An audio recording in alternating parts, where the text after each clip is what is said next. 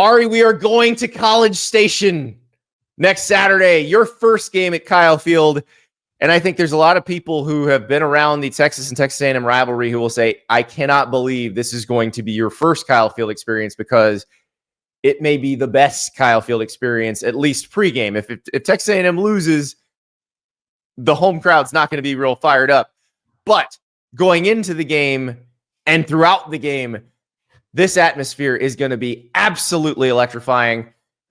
This game is for a berth in the SEC championship game. And this is such a strange situation.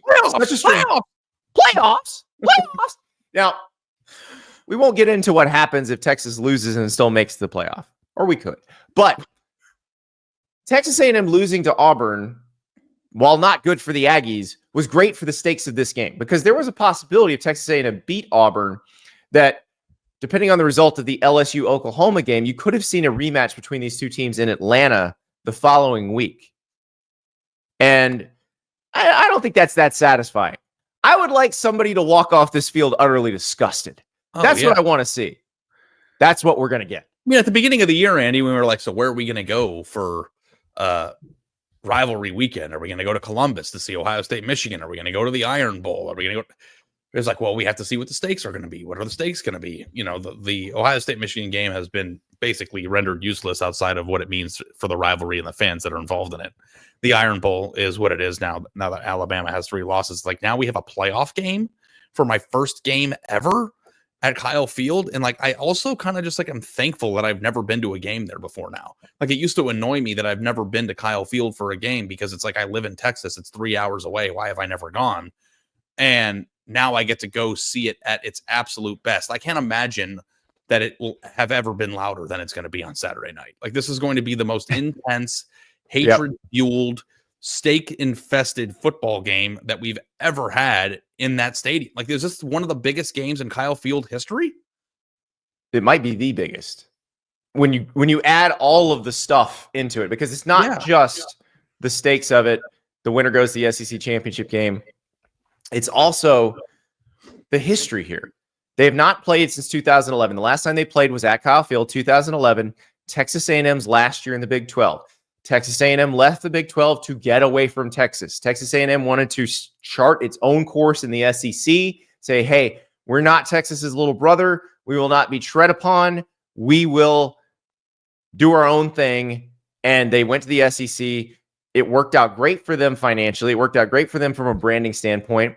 Competitively, it didn't really change much. Other than that first year in the SEC where they were awesome and Johnny Manziel won the Heisman, Texas A&M has not really been competitive for the SEC title until this year. So now you get to see that Texas comes in. And remember when Texas, the news dropped that Texas was going to join the SEC. That was during SEC Media Days in 2022. Or maybe it's 2021. Wow, it all runs together. All this realignment runs together. But it was at SEC Media Days that the news dropped that these two teams were coming to the SEC, that Texas and Oklahoma were coming. And it was such a blindside to Texas A&M, because Texas A&M had said, no, absolutely not. You're not letting those guys in. And the SEC's like, Texas wants to come. We're letting them come. We don't care what you think. Let's talk about Prize Picks. I did not have the best day on Saturday on Prize Picks. Alabama receiver Ryan Williams helped me out with the a longest reception of 30 yards, which was more than the 23.5 Prize Picks square that I selected. But I did not get the Will Howard rushing yardage for Ohio State against Indiana, because really Ohio State was running the ball well with its backs, did not need Will Howard's legs that much. So that play did not work. What do? I know. Monday Night Football is going to help me out. We got a Harbaugh Bowl on Monday Night Football. So I'm going to play that on Prize Picks. If you're not playing Prize Picks already, best daily fantasy game in America. Use the code Staples when you sign up. You play $5, you get $50 instantly. Let's look at the Harbaugh Bowl on Monday Night Football, because we got Justin Herbert, Oregon Duck. His team's angling for the number 1 seed in the college football playoff right now, but he's also angling for a pretty good seed in the NFL playoffs if the Chargers keep playing the way they have been. Playing great for Jim Harbaugh. By the way, helping out Jim Harbaugh, a Buckeye named J.K. Dobbins. Like, we could see a Buckeye helping out Jim Harbaugh on the week of the Ohio State-Michigan game. J.K. Dobbins, 48.5 rushing yards, more or less. I'm thinking maybe more. Derrick Henry, the other top back in this game, 86.5 rushing yards. That seems a lot against a very physical Chargers defense, but it is Derrick Henry, and he's a freak. And, of course, Lamar Jackson, 237.5 passing yards. Will he go more or less? It's the first Harbaugh Bowl since that Super Bowl where Beyonce turned out the lights. It's going to be electric. It's going to be more fun if you're playing on Prize Pick. So download the app. Use the code Staples. Play $5. Get $50 instantly. Yeah, and also, too, just the animosity between A&M or Aggie and Longhorn people to yes, people, like outside of football. Like, it's just there's a divide there. So sure, and for those who don't know this, right, like, so it's your classic liberal arts school, ag school rivalry, like Alabama, Auburn, like South Carolina, Clemson, like North Carolina, NC State. So you have that dynamic of the elitist rich kids who are learning philosophy versus the kids who are learning how to run a farm.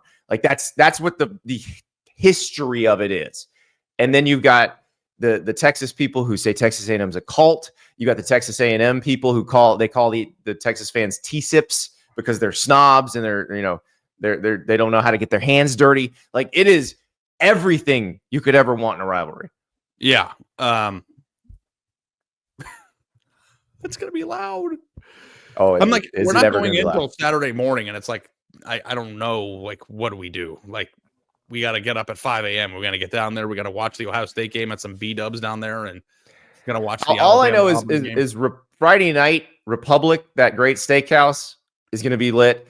Friday late night, they're going to come streaming out of Northgate and head toward Fuego to get tacos at 2 in the morning, 3 in the morning. It's going to be spectacular. Let's talk a little bit about the game itself, because these two teams, that does matter. They will play a game, and the winner will go to the SEC championship. But the other stuff is so much more exciting. No, go ahead. Yeah, it's all exciting. I mean, so Texas, you have a team that I think everybody looks at Quinn Ewers and all the weapons they have on offense, but the strength of the Longhorns has been their defense this year. Their offense has been somewhat up and down. And if we're just making predictions, this feels like a game where that offense could struggle because of the atmosphere, because of the defense they're playing, and that the defense might have to keep them in it for a minute until the offense gets settled. The thing is, this Texas defense absolutely can. Now, with Marcel Reed at quarterback for Texas A&M, it's a much more run-heavy offense that you're preparing to face. I actually think the simplicity of Texas A&M's offense now is helpful for Texas. Yeah. Well, let's be honest. Texas's offense has been scaring us, and A&M is going to be a very loud place to play, and their defense is pretty good. So, in terms of like the ingredients for a close game, I'm very high alert for Texas A&M being in this game in a position to win at the end of the third quarter. So, I think that you need a clean football game. You can't start off the way that you did against Auburn. I think Marcel Reed has to play a very sharp game. He needs to extend plays, get first downs, when plays break down, all the things that you need. If they could force a turnover, kind of the way that Georgia did with Texas. I think that there's a few pathways here to A&M being in this game. This is not going to be an easy win, and the unfortunate reality for Texas is, and maybe it doesn't matter anymore because everybody in the SEC kind of fell on Saturday, but it's kind of a no-win scenario for Texas, right? Like, if they beat A&M, they were supposed to, and if they lose, it's embarrassing. And that's always very tough because the quality of this win will not be respected for what it is based on A&M's record. It's going to be, They are not playing a 3-loss team on Saturday. They're going to be playing a 1-loss team when you factor in everything that they're going to have to be facing.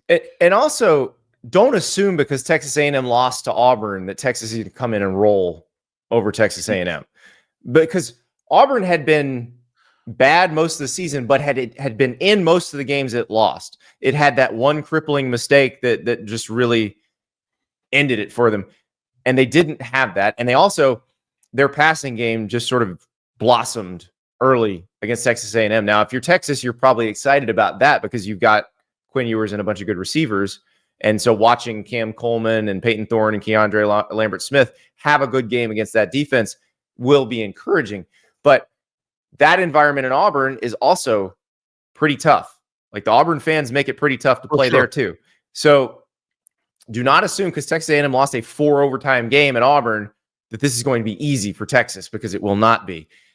Ari, I cannot wait. This is everything I've been waiting for since I found out these two teams were going to be in the same league again. I have watched them from afar, yell at each other, pee on each other, get so mad at one another. You've seen them pee on each other?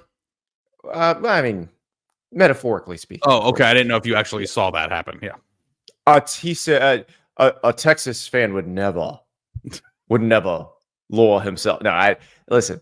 Here's the thing. Both these programs have made it look like it was the other one's fault that they weren't playing when they were in a different conference. It was both their faults. They were both being little whiny babies about it. Now they have to play again. And the winner goes to the SEC championship game. And it's awesome. And we're going to be there.